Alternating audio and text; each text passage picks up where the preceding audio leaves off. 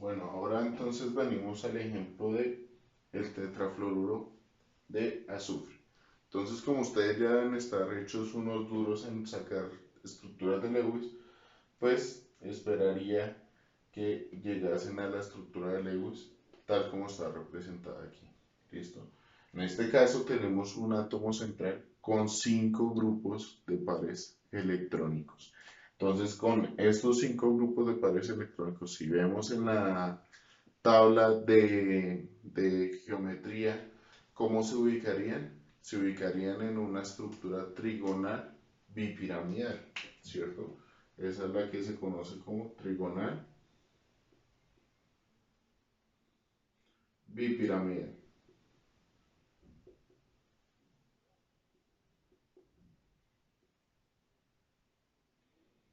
Que muchas veces se termina reduciendo a trigonal bipiramidal. ¿Listo? Listo. Entonces, bien, trigonal bipiramidal hace referencia a que el átomo central está ubicado de la siguiente manera, o tiene esta disposición espacial. Entonces tenemos el átomo central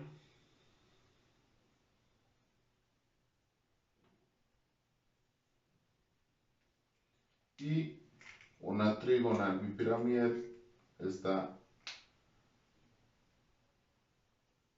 en un plano, tiene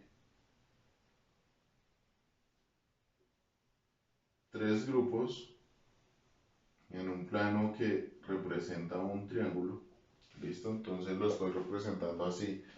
Uno de los grupos está en el plano del tablero, otro está saliendo y otro está entrando, sin dejar de lado que esos tres están formando un triángulo. ¿Listo? Bien. Y los otros dos grupos, para terminar los cinco, están arriba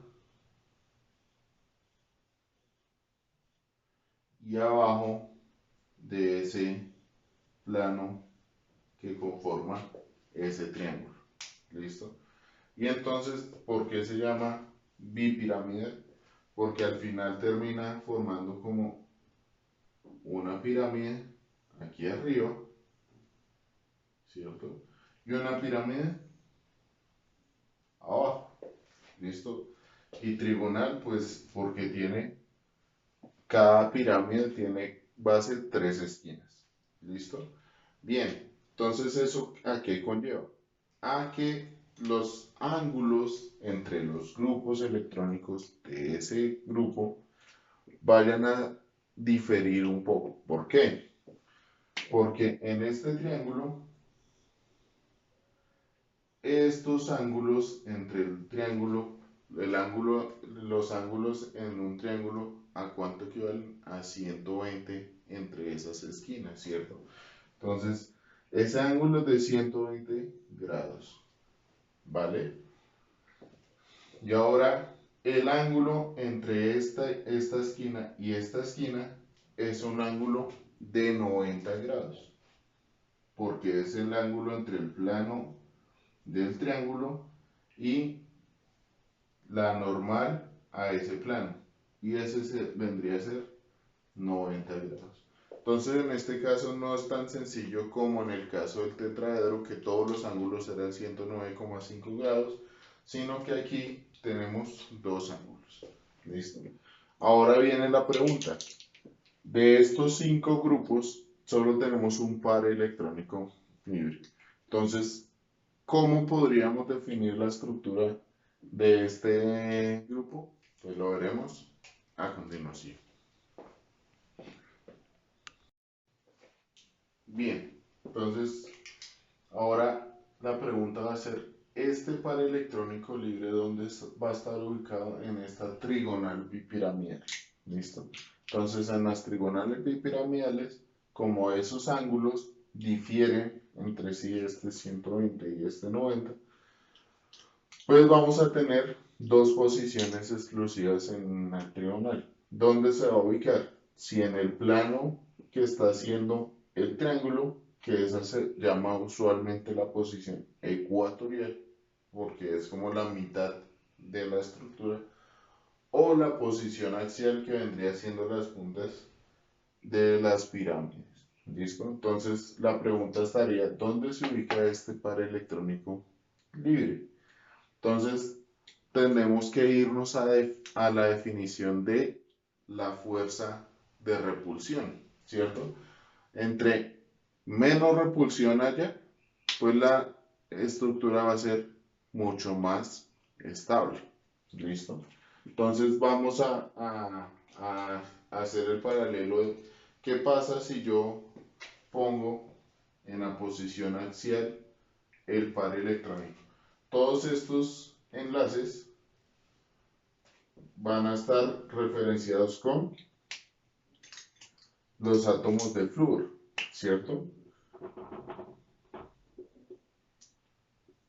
Aquí habrá otro flúor, otro flúor. Entonces, ¿cuántas repulsiones yo voy a tener en términos de el par electrónico, este par electrónico que vendría aquí, con los enlaces flúor? Tendría uno que está a 90 grados, ¿cierto? Otro que está a 90 grados y otro que está a 90 grados.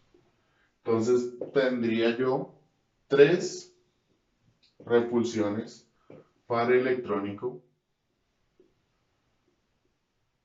enlace covalente,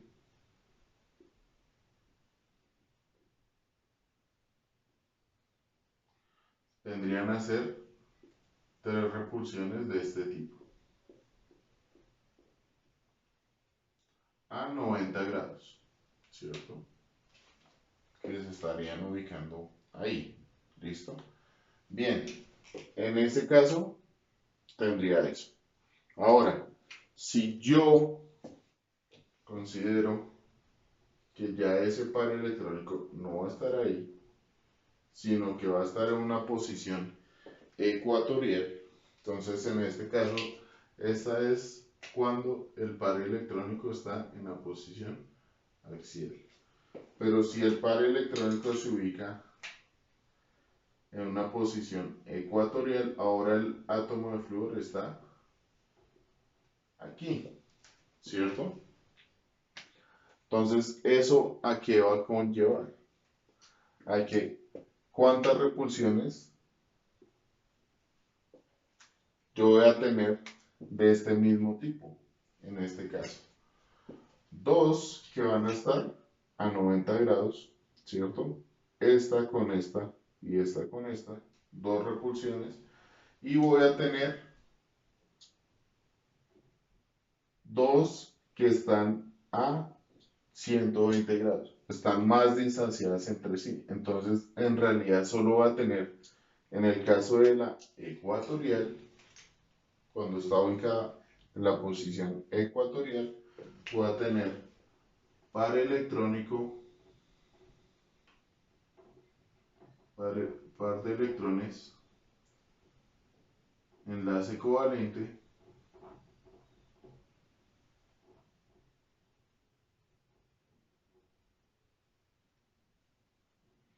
dos repulsiones a 90 grados. ¿Listo? Entonces, esas dos repulsiones a 90 grados y tres repulsiones, en este caso sería ecuatorial, ¿cierto?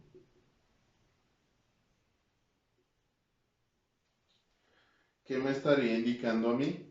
Que aquí hay más repulsiones de mayor fuerza, ¿cierto? Que en este caso.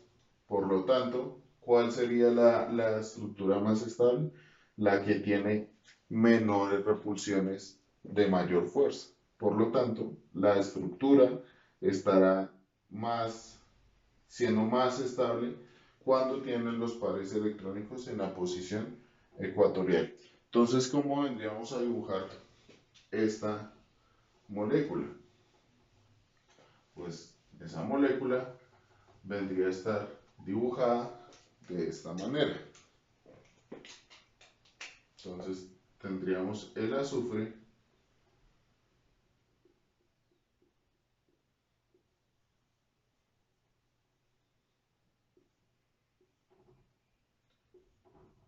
los flúors aquí, todos con sus pares electrónicos que completan el octeto, ¿cierto?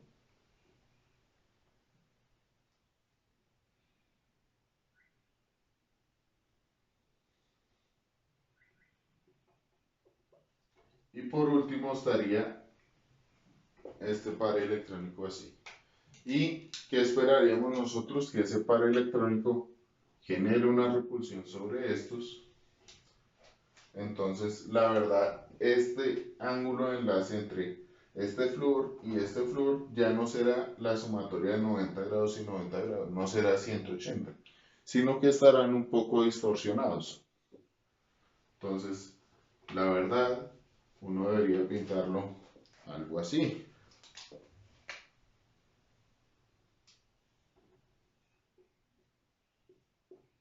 Donde esos enlaces están un poco distorsionados en su estructura. ¿Listo? Y esto, este ángulo de enlace de aquí a aquí, que lo puedo llamar ángulo teta, va a ser menor que 180 grados asegurado.